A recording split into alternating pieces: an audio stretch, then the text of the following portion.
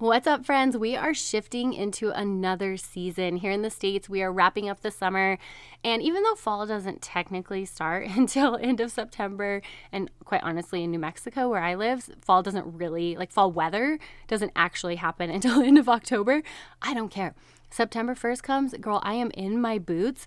I have these breathable sweaters that I start to wear just to make me feel like it's fall. All the fall candles are out. All my pumpkins come out. I mean, I am I'm way over the top with this stuff. And if it's basic, I don't even care. That's just who I am. Take it or leave it. But I think one of my favorite things about these shifts in seasons is they always seem to come at the right time. When the shift into summer came, I was super pumped. I was ready for the kids to be out of school. We had all these camping trips planned, and I was ready for the lack of schedule. By the end of the summer, I was like, where the heck is a schedule? Someone please give me a structured day, because I feel so far away from my intentional living that I don't even know where to start.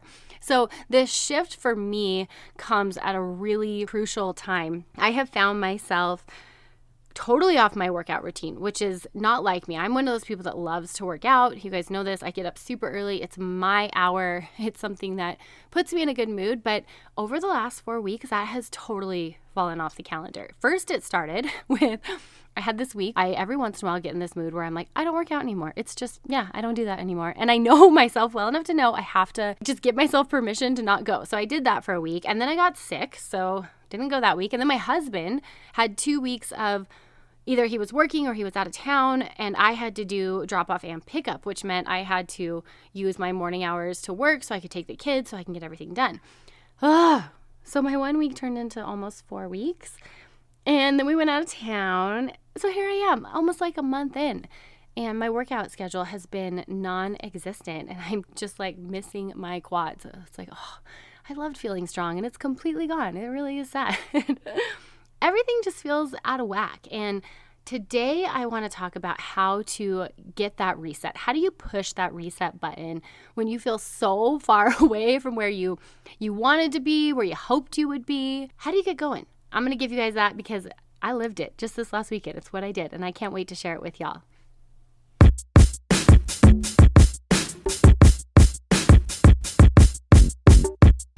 Hey, awesome. Yeah, I'm talking to you. I know you're ready to stop falling into diet culture traps and finally put together a realistic plan on how to boost your energy. You might feel stuck because you can't quite kick the chocolate habit. The whole body love thing isn't getting the job done. Or maybe you're at an impasse because you are pushing it in the gym, but you can't figure out how and what to eat. How many times have you Googled best diet and found that the latest trend has failed you? Hey girl, I'm Jess. Registered dietitian, wife, mama, and total science and nutrition research junkie. I too used to be stuck in the cycle of insecurity and never feeling like my body was good enough. Then I tried to fix it with food only to end up right back where I started. I did some really hard work. I found food freedom, but then I was confused on how to eat healthy and get fit without falling back into diet culture crazy. I wish someone would have taught me the difference between discipline and obsession. I wanted to be the healthiest version of myself by balancing healthy eating with food freedom.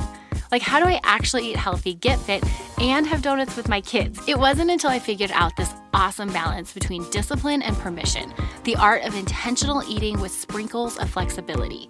The empowered eating model was born. Here on the show, we nix diet culture while creating values-based health goals. We reconnect with how our body responds to food through biofeedback, all the while figuring out a plan on how to get healthy and fit without sacrificing the most meaningful parts of life. Sustainability doesn't mean never eating your favorite foods again. I mean, pizza is life, right? We are here to finally not just feel comfortable, but confident in our body. I am so excited to fuel your awesome with empowered eating. Head on over to jessbrownrd.com and grab my 3 steps to empowered eating guide, totally free. Or hop onto my e-course, Food Foundations, to get the step-by-step deets on how I got here. All right, you ready to take your inner awesome to the next level? So grab that cup of coffee, lace up those running shoes, because girl, it's time to go.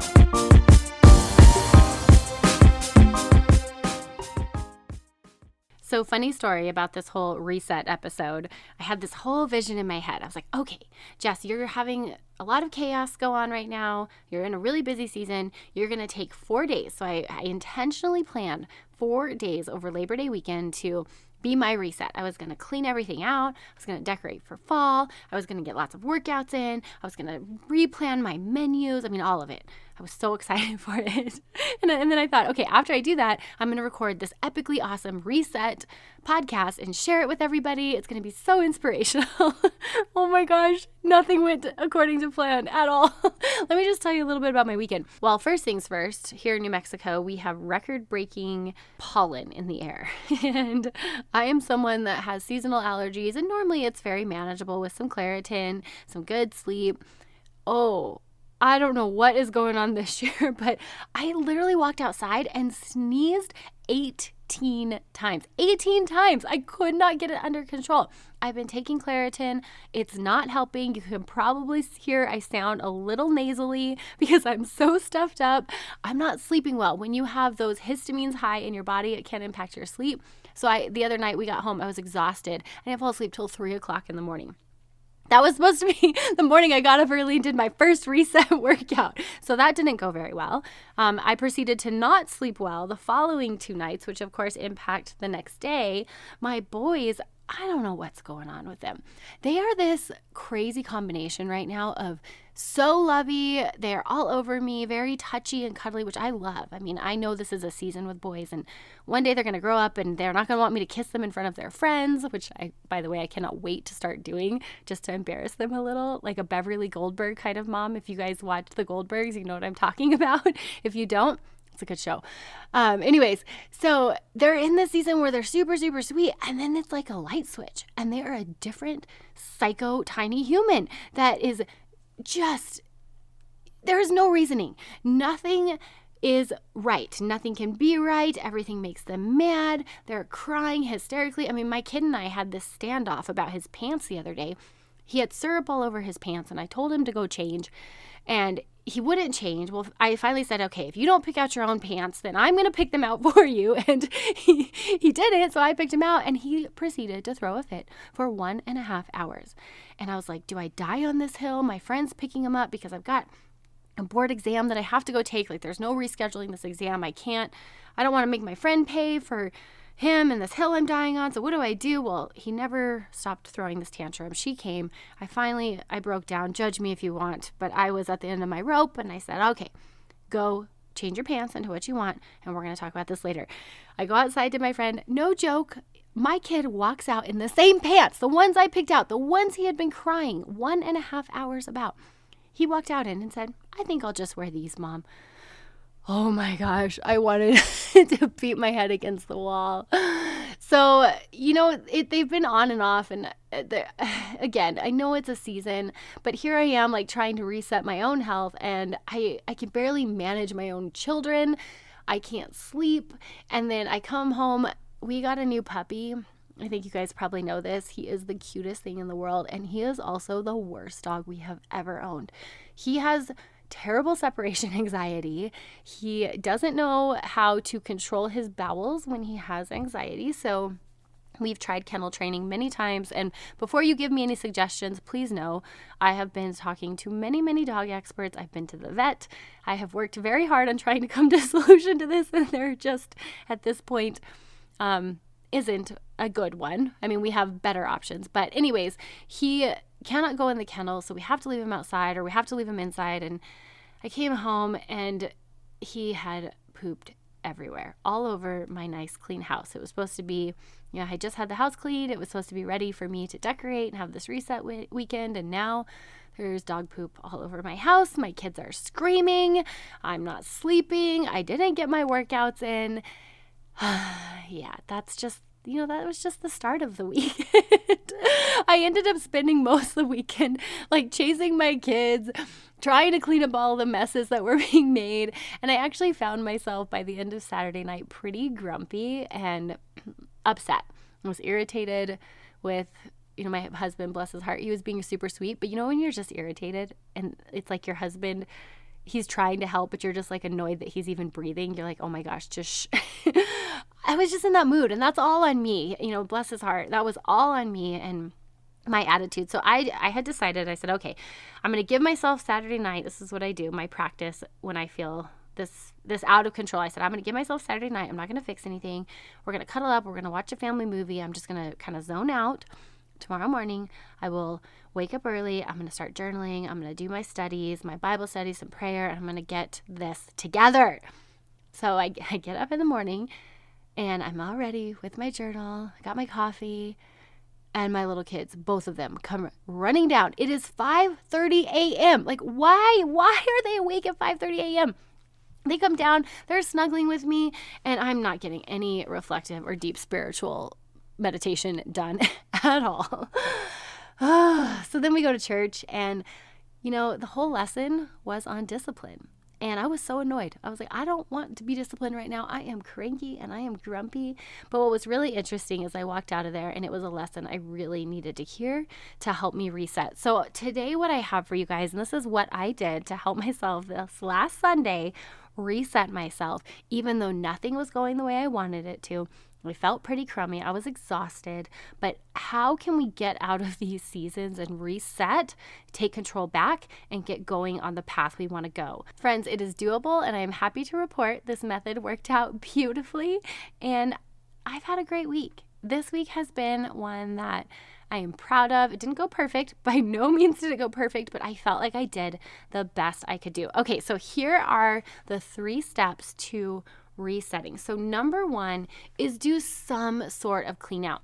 So many times we want ourselves to reset or rebuild or make new goals, make new changes, but we're trying to do it in the same environment or in the same chaos, and we need to clear some space. So for me in this season I'm coming up into, I want less chaos and more focus. I want this in my health in terms of fitness. I have some specific fitness goals and a competition that I'm going to be working towards, which I will be sharing in the upcoming episodes. I also have some goals with family meals. I want more time with my family at dinner time. I want them to be more intentional meals. Like, I do a lot of chicken nuggets in the air fryer, which there's nothing wrong with that, but I do want to work to implement some more options for my kids, some more opportunity to try new foods. So to have space for these new things, I need to clear out some of the old stuff. So I cleaned out my closet and I cleaned out my pantry, and oh my goodness, was it? I had so much junk in there in both places. I had expired foods. I had half open granola bars. Kids will get in there, they take a bite, they throw it back. I mean, I don't know. Maybe you guys aren't like that, but I am. I have some friends that are really clean, and I always seem to compare myself to them, but I think the majority of us are kind of messy. So if that's you, you are not alone. And if you're one of the clean freaks, please teach me your ways. I really try so hard to be that way, and I just can't. But I can reset, right? I can reset and clear out. So I cleared out the pantry because I knew I needed to make space for the new foods and the new ingredients that I'm wanting to get. I love Marie Kondo. If you guys have ever watched any of her stuff on Netflix, I mean, she's a genius, but some of her quotes I think are really empowering. So 2 of my favorites are this. The first one is, the question of what we own is actually the question of how we want to live our life. I find that to be so true. If we look in our pantry, and if you guys go in there right now, is it reflecting the kind of eating patterns you want to exhibit in the future? Or is it showing some of the things maybe you're trying to let go of? Is it giving you the opportunity to grow in your fuel goals, or is it setting you up to continue some old patterns? So take a look at that and let's clean out that pantry. The other quote I love of hers is, the space in which we live should be for the person we are becoming now, not the person we were in the past. And again, it plays onto that same concept of creating our environment to set us up for success instead of pulling us back into old patterns. And I know this may sound like a weird step, but I think it's a really, really powerful one, because not only are you changing the environment, what that does is a couple things. Number 1, it can help take us off autopilot. A lot of times when we can't stick to our goals, or we can't stick to the new behavior changes we're trying to implement, whether they're fitness or food related, we do it because we're either on autopilot and we forget, we have decision fatigue or just general fatigue by the end of the day. We don't have the energy to try something new. We just go back to old patterns. When our environment is different and it's new and it's fresh and it feels spacious, we can feel that internally, and we can feel it in our mindset, and we can create this space for us to actually physically make these changes. So I think it's a really, really powerful move. And I also think it's one that is overlooked. I have had so many clients that come to me, they want to work on empowered eating. And then we talk about, being mindful and present in the meal. And I'll say, okay, tell me what your environment is like at your kitchen table.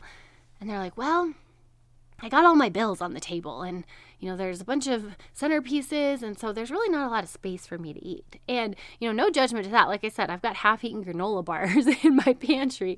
But I think if we're trying to create a new environment around food, we got to clean up the old stuff. We've got to make space for this new way that we're trying to live. So the first step in your reset is to clear or clean out whichever environment you're trying to work on. So if it's meal planning and meals, let's get that kitchen cleaned up. If it's trying to be mindful, let's make sure we have a space where you can sit and mindfully eat, whether that's at your kitchen table, maybe it's outside. If you're going to be eating in your car on the go every morning trying to mindfully eat, that's just not going to cut it. We have to create space for that.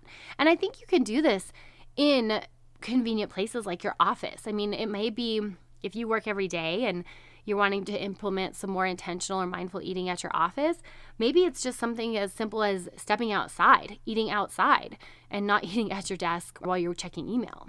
If you have fitness goals or you're trying to change your relationship with movement, clean out your workout clothes. Do you even have comfortable workout clothes that you can wear to whatever it is you're going to?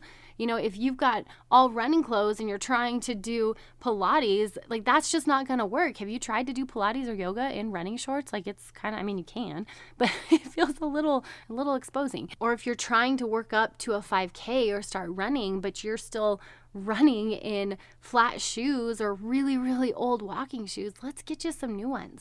And I know inflation's real. Things are super expensive. And if your budget's tight, we can find ways. Poshmark is incredible. You can get some really great deals on there. I know I just sold a pair of designer shoes for 30% of what I paid for them, and I had worn them twice. But bottom line is you need to provide yourself with the tools to make some of your goals happen. And furthermore, if you're thinking, oh, well, I don't want to spend the money on new shoes. I have new shoes. I'll buy running shoes once I run a 5K. Here's the thing.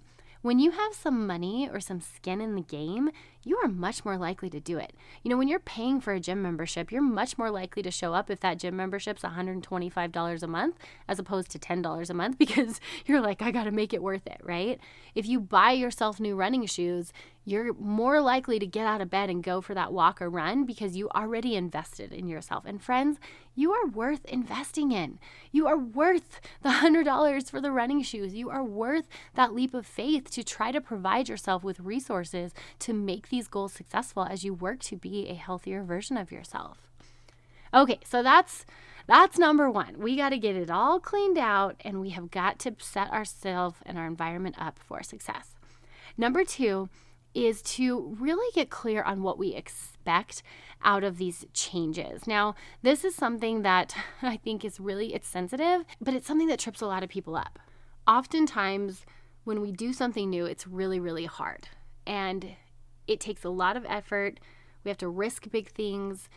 If we're learning to run, it's it's so hard and we finish and oh my gosh, it was harder than we thought it was going to be. But when we do hard things, oftentimes our expectation of that outcome can be inflated because it was hard. Or the more energy and effort we put in, the more grandiose our outcomes or our expectations of the outcome can become. And when the actual outcome or the actual result doesn't match what we envision, we tend to think that we're doing it wrong or it's not worth it and we throw in the towel. And that's where I see a lot of folks quit, not just in health goals, but also in career goals and mom goals. And I think that's just part of our all or nothing thinking. And so getting someone in your corner is really, really valuable because they can be your sounding board. They can be your compass. They can help bring you back down to what a realistic outcome is and how to stay focused on that. And then see the places you have been successful. Because often when we have these grandiose expectations of outcomes and they don't happen, we forget to see the things that have happened. And yeah, it can just, you miss a lot. So, I mean, I know me personally, I have lots of wonderful people in my corner. I have a podcast and business coach. I have my sweet husband who hears me out, replay the same problems over and over, bless his heart, and still continues to be in my corner and gives me good insight and wisdom. And I've recently decided to start working with a new mentor. I've recruited someone new to have in my corner. It's a Christian psychologist that I'm really excited to start working and do walk therapy with. So that's going to be really cool. Yeah, so I think there's people we can position in our corner to support us when we're trying to reset and make these changes so that we don't lose perspective. Right now, we have just launched Next Level Nutrition. It is, oh my gosh, I knew I was going to love it, but I didn't know I was going to love it this much. I mean, it's just a really, really amazing group of women. And not only do I get to be in their corner, and I love being that cheerleader and that encourager and provide some nutrition science to help them on their journey, they also have each other. And it's really cool to see how they're starting to shift their perspective and see their outcomes as successful. They know they're not alone in their struggles, and that's really all perspective and building community. So that's really cool. But if you're thinking like you need that, friends, I do have several resources for you guys. So I want you to know you are not alone, and I would love to be in your corner. I do have my Food Foundations course that is up and ready for you guys if you want to start that journey to empowered eating, or if you're like, I need the mentor. Like, I need that one-on-one approach. Guys, shoot me an email. I'd love to shoot you over my private coaching menu, or you can always get on the wait list for the next level, the next level nutrition group that we'll be launching in January. That information can be found at jessbrownrd.com/next level nutrition. Okay, so that's number 2 is adjust expectations and get someone in your corner that can help you keep perspective. Number 3 is when you are trying to set goals, make them SMART goals. What is a SMART goal, you ask? Oh, I'm so glad you asked, friends. I'm going to tell you right here. You ready for it? How often do you guys set a goal where you're like, I want to feel more confident in my body. I want to feel stronger. I want to be healthier. I want to balance my hormones. Like, those are the goals. Those aren't goals, friends. Those are visions, and they're wonderful, but they're not going to help you get the job done. SMART goals are where we actually break that down and we get granular and we get the steps. So SMART stands for specific, measurable, attainable, relative to our values, and timeline. And so you want to set a goal that hits all of those marks. And going through this process is really powerful. We just did this in Next Level Nutrition last week, and it was really cool to see those visions turn into goals and steps. And it really takes away the overwhelm. It gets you out of that place of like, I don't even know how to make this happen. I don't know how to be healthier. I don't know how to be stronger. Like, that feels so far away, because setting a SMART goal gives you the specifics. So let me give you an example. If your goal is to be stronger, instead of like, yeah, okay, a great vision. How the heck are we going to do that, Jess? Well, let's get specific. I want to lift weights 3 times per week. Like, that's very specific. Then measurable, like, how am I going to know I'm actually getting stronger? And this is one of the keys. I want you to be able to list 2 markers of success. You have to be able to list 2, because if you can only list 1, we're going to pigeonhole ourselves and set ourselves up for black or white thinking. So we have to have 2 measurable markers of success. So if my vision is to get stronger, my goal is to lift 3 times a week, measurable markers of success might be seeing my 1 rep max go up by 5%, or seeing my stamina in my burnout sets go up by like 5 reps or whatever. But there should be at least 2 measurable markers of success there. The next is attainable. We have to make sure that this goal or this outcome is attainable within the current season that you're in. And this is where having someone in your corner can be really helpful, because they can be that sounding board to say like, yes, this is attainable, or I think you're capable of more, or hey, you're in a really busy season and you're having to do drop off and pick up with the kids. So I don't know if getting to the gym 3 times a week is going to happen unless you're willing to sacrifice some family dinners, right? Like, you get someone who's bouncing this off of you, helping you decide if this is a goal that's actually in alignment with all of your values and your current circumstance.